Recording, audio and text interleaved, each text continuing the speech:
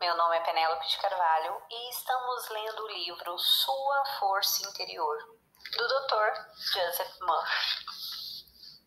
Continuação do capítulo 4. Olhando para os dois lados.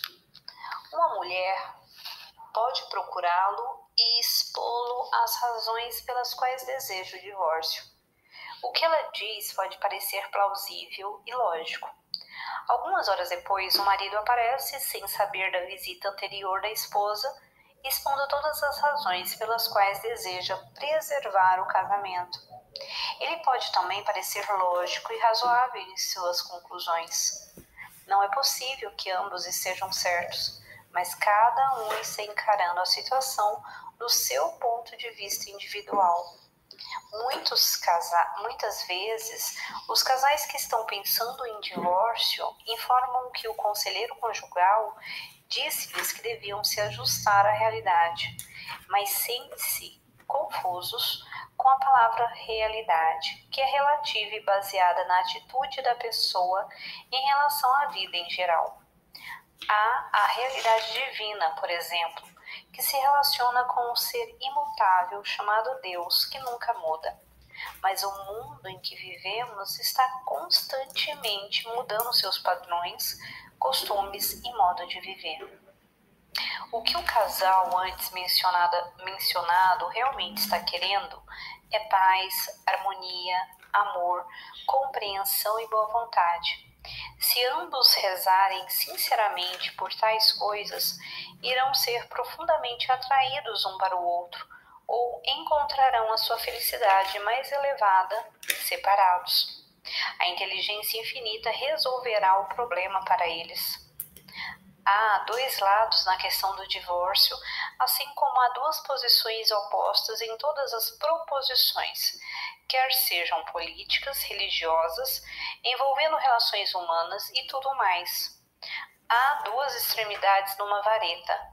Há o por dentro e por fora em você mesmo e em tudo mais no universo. Einstein formulou tudo isso sucintamente ao dizer: o mundo que vemos é o mundo que somos. Em outras palavras, seu mundo interior representa seu pensamento habitual, crenças, opiniões, imagens, condicionamento e doutrinação. Está sempre projetando o seu estado mental interior nas pessoas, condições e acontecimentos. Olha para as pessoas e circunstâncias através do conteúdo de suas imagens mentais. Se olhar através dos olhos do amor e compreensão, vai descobrir um mundo diferente e também reagirá de maneira diferente às pessoas e circunstâncias. Há duas realidades: o mundo exterior, a que você reage, e o mundo interior, de pensamentos, sentimentos e fantasias. O segredo é conciliar os opostos e experimentar paz e serenidade. A pessoa que olha através dos olhos do ódio e ressentimento vê apenas com essa atitude da mente seus relacionamentos com as pessoas e eventos, geralmente resultam em caos, sofrimento e desespero. Se você, por exemplo, despeja uma colher de chá de tinta preta ou algum outro corante num litro de água destilada, vai colorir tudo. Sua consciência determina o relacionamento com o mundo exterior e com as outras pessoas. Seu estado de consciência é a maneira como pensa, sente, acredita e consente mentalmente. Essa atitude da mente é positivamente a causa de todas as suas experiências na vida. As outras pessoas reagem de maneira diferente às experiências da vida, segundo as suas atitudes, convicções e posições mentais interiores. O seguinte ditado antigo resume tudo isso muito bem: o que o homem vê, assim se tornará. Se estiver vendo a Deus, será Deus. Será pó, se vier o pó. Ele era alérgico a presunto. Lembro do caso de um soldado na Primeira Guerra Mundial que disse ao sargento: não posso comer presunto, pois fico cheio de perebas no corpo. O sargento disse que não havia coisa alguma nos regulamentos que obrigasse o soldado a comer presunto, afastando-se em seguida. Depois de uma longa marcha de 30 quilômetros por terreno irregular, o sargento serviu uma mistura da qual o soldado comeu abundantemente. No dia seguinte, o sargento informou ao soldado que o principal ingrediente da mistura era presunto, que não provocara erupções nele. Todos riram, inclusive o soldado. Ele estava curado de uma falsa convicção. O soldado não sabia que estava comendo presunto misturado com diversos outros ingredientes. Como não sabia, não tivera qualquer reação. Parece que esse soldado, em criança, comera algum presunto estragado e ficara doente. A mãe dissera que nunca mais deveria comer presunto.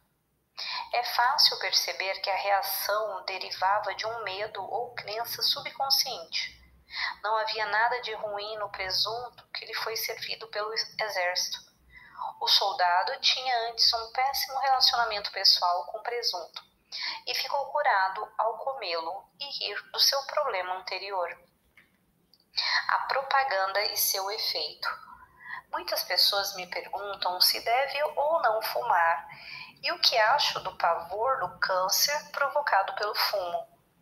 Minha resposta é a de que cada um deve seguir a sua convicção pessoal em relação ao fumo. É uma decisão pessoal. Se uma pessoa acredita que fumar cigarros ou cachimbo pode provocar câncer, deve evitá-lo. A cada um acontece de acordo com as suas convicções. Conheço pessoas já idosas, na casa dos 80 e 90 anos, que fumam há 50 ou 60 anos e jamais tiveram qualquer reação nociva. Isso acontece no mundo inteiro. O efeito do cigarro em pessoas diferentes é totalmente diverso, baseado na constituição mental de cada um. Os médicos sabem que milhares de pessoas que fumam ficam com câncer do pulmão, mas há também milhares de pessoas que fumam constantemente e nada têm. Assim, é tolice fazer pronunciamentos categóricos e absolutos como: se você fumar, vai ter câncer no pulmão. Tudo depende de cada pessoa em particular. Jó disse: aquilo que temo me sobrevém. Jó, capítulo 3, versículo 25. Há uma crença da mente coletiva em relação aos efeitos da nicotina no fumo, impregnando a todos nós. Mas, se nos elevarmos acima da convicção da mente coletiva, podemos neutralizar os efeitos. Estou me lembrando de um parente que fumava constantemente e continuou ativo até depois dos 99 anos. Jamais sofreu quaisquer efeitos nocivos do fumo. Nunca ouviu falar do pavor do câncer provocado pelo fumo e dos terríveis efeitos nocivos que os médicos em meios de comunicação atualmente propalam. Obviamente, ele não tinha medo do efeito nocivo. Acreditava que fumar era algo relaxante e apreciava-o devidamente. Tenho certeza de que lhe aconteceu de acordo com o que acreditava. Qual é a sua convicção pessoal? Siga a sua convicção, pois é o principal fator em toda essa propaganda. A única grande certeza. A única grande verdade é que Deus é Deus e a lei é a lei. A mesma ontem, hoje e sempre. A verdade é constante e invariável. Deus é intemporal, imutável, sem idade, harmonia absoluta, o eterno agora. Uma mulher no lugar em que moro, Leisure-World, Laguna Hills, contou-me que ficara absolutamente convencida de que o pai, residente em Chicago, iria lhe dar $10.000 para saldar uma hipoteca, algo que a estava afligindo. Pelo telefone, o pai disse que ia enviar pelo correio um cheque visado e ela ficou exultante, mas ele morreu antes de fazê-lo de um súbito ataque cardíaco. Não se pode ter certeza absoluta de nada neste mundo em constante mutação, a não ser de uma coisa: Deus é Deus e nunca muda.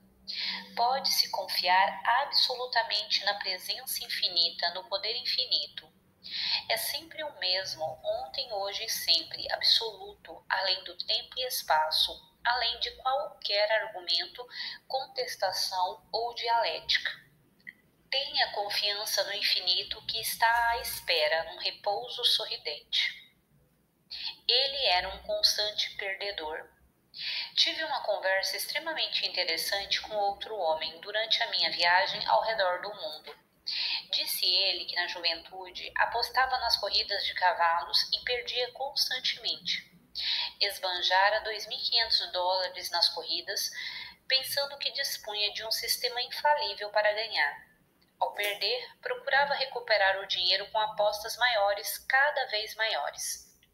Mas é claro que, em decorrência do seu medo, continuava a perder. Finalmente foi ao prado com seus últimos $2, decididos a apostar num vencedor certo, mas perdeu. Estava agora inteiramente sem dinheiro. De repente encontrou $100 no gramado e naturalmente ficou exultante, dizendo a si mesmo que sua sorte mudara e ia recuperar tudo. Estava agora com uma nova atitude mental e com uma confiança suprema em sua sorte. Apostou em 5 vencedores consecutivos, ganhando uma soma vultosa. No dia seguinte, porém, recebeu uma visita de agentes do serviço secreto, pois a nota de $100 era falsificada e ele havia sido identificado pelo caixa. A explicação dele satisfez os agentes, mas o homem compreendeu pela primeira vez na vida que sua confiança e fé é que haviam produzido os resultados, não um pedaço de papel sem valor. Foi um momento decisivo de sua vida, um momento em que tudo começou a mudar. A partir de então, desistiu de tentar fazer fortuna apostando nos cavalos. Em vez disso, depositou toda a sua confiança na fonte eterna, que nunca falha e merece confiança absoluta. E por causa dessa única grande verdade e certeza, está agora viajando e fazendo conferências pelo mundo inteiro. Encontrou a paz, a alegria e força neste mundo em mutação. Mas os que esperam no Senhor renovam as suas forças, sobem com asas como águias, correm e não se cansam, caminham e não se fatigam. Isaías, capítulo 40, versículo 31. Bom, capítulo 5. A verdadeira arte da meditação e relaxamento. Katmandu, a capital do Nepal, no Himalaia, a Shangri-La do mundo das viagens, fica nas encostas meridionais da gigantesca cordilheira entre a Índia e o Tibete. Trata-se de um país há séculos isolado por seus soberanos. O Nepal possui umas paisagens maravilhosas e singulares para oferecer aos viajantes do mundo inteiro. O Nepal é famoso por sua beleza cênica e pela vista gloriosa dos cumes nevados. A cidade de Patan está repleta de pagodes. Tem o templo de Krishna e o templo dourado, que é de uma beleza espetacular. Vimos ali diversos homens idosos meditando na escadaria do templo e nas entradas para os diversos santuários. Os olhos deles estavam fechados e alguns pareciam em transe místico. Ocorreu-me então a ideia de fazer um capítulo sobre meditação e relaxamento. Como meditar construtivamente e facilmente? Não há qualquer mistério em relação à meditação. Todas as pessoas no mundo meditam, mas nem sempre construtivamente. A meditação é tão natural quanto comer, beber, respirar, etc. Todos meditam. O empresário, o cientista, a dona de casa, o motorista de táxi. Até mesmo o agnóstico, o ateu e as pessoas aparentemente mais materialistas sempre meditam.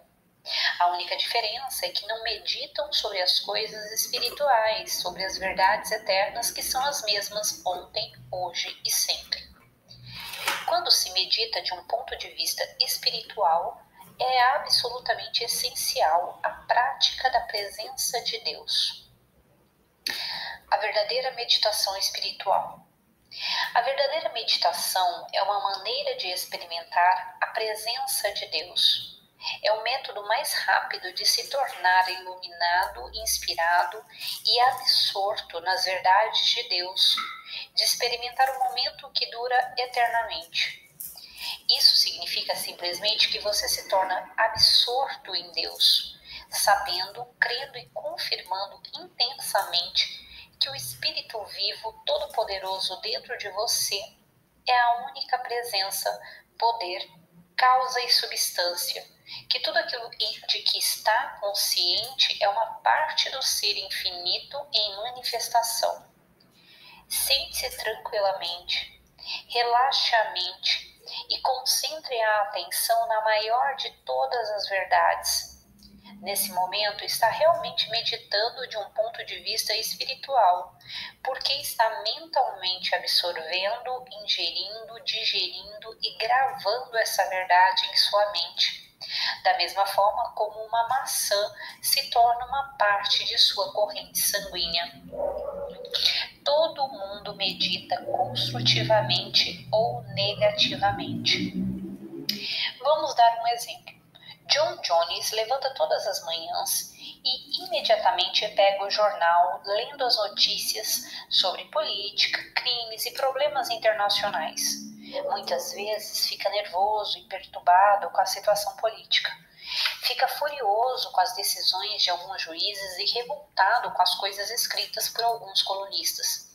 Fica tão absorvido em suas recriminações mentais que nem mesmo ouve quando a esposa lhe dirige a palavra.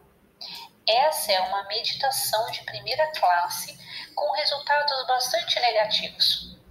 Tudo o que absorvemos ou a que dedicamos nossa atenção é ampliado pelo subconsciente. O jornal não possui a capacidade de deixá-lo perturbado, já que o material escrito, tinta sobre papel, não tem o poder de irritá-lo ou provocar-lhe indigestão. Tudo é uma decorrência do movimento de seus próprios pensamentos. O homem perturbou a si mesmo. Podia ter lido o jornal tranquilamente. Talvez ficasse às vezes afetado a ponto de escrever cartas construtivas ao seu deputado ou a órgãos do governo, mas o jornal não possuía absolutamente qualquer poder de irritá-lo. Pessoas do mundo inteiro meditam sobre antigas mágoas, irritações, ressentimentos, ofensas, ações legais que perderam, um pneu furado numa estrada deserta, prejuízos sofridos no craque do mercado de ações em 1929 e erros cometidos, sem saberem que estão simplesmente ampliando os problemas e se deixando novamente contagiar por eles. Se um pensamento negativo se insinua em sua mente, trate de eliminá-lo com um pensamento espiritual, como Deus é amor e sua paz me enche a alma. Se você está pensando, por exemplo, no que estão prevendo atualmente os profetas do juízo final, ou tendo uma discussão mental com seu chefe no trabalho, está se entregando a uma meditação de primeira classe que é seguida por resultados negativos. Auspensky costumava dizer que nossa fala interior se transforma em som solidificado, ou seja, sua conversa silenciosa consigo mesmo sempre acaba por se manifestar em sua experiência. O pensamento e fantasia silenciosos, quer construtivos ou negativos, transformam-se em forma, função, experiência e incidente em sua vida. Os frutos da meditação espiritual. Recebi uma carta extraordinária de uma mulher do Oregon que tinha um tumor maligno. Ela havia lido as grandes verdades da Bíblia para a solução dos problemas humanos, outro livro do Dr. Joseph Murphy. e ficar bastante interessada nas técnicas de prece ali descritas. Começar a meditar sobre a presença de Deus, recordando a si mesma que a presença infinita curadora estava dentro dela e que Deus era amor sem limites, harmonia absoluta, inteligência infinita, onipotência, onisciência e onipresença. Passou a afirmar 2 a 3 vezes por dia durante 15 ou 20 minutos que Deus é e sua presença curadora está agora fluindo por mim. O amor divino satura todo o meu ser e Deus em mim está me tornando agora inteira e perfeita. Dou graças por essa cura milagrosa que está ocorrendo agora. Está consumada. Dentro de uma semana, ela sentiu que alguma coisa havia acontecido. O médico confirmou a sua percepção intuitiva. O tumor se dissolvera e as radiografias mostraram que nada mais existia no lugar onde ele antes estivera. Era o resultado da meditação espiritual. Você vive num mundo subjetivo e objetivo e deve apresentar resultados nas duas fases de sua vida. Bom, eu vou finalizando por aqui e ainda continuamos o capítulo 5 no próximo áudio. Tchau, tchau.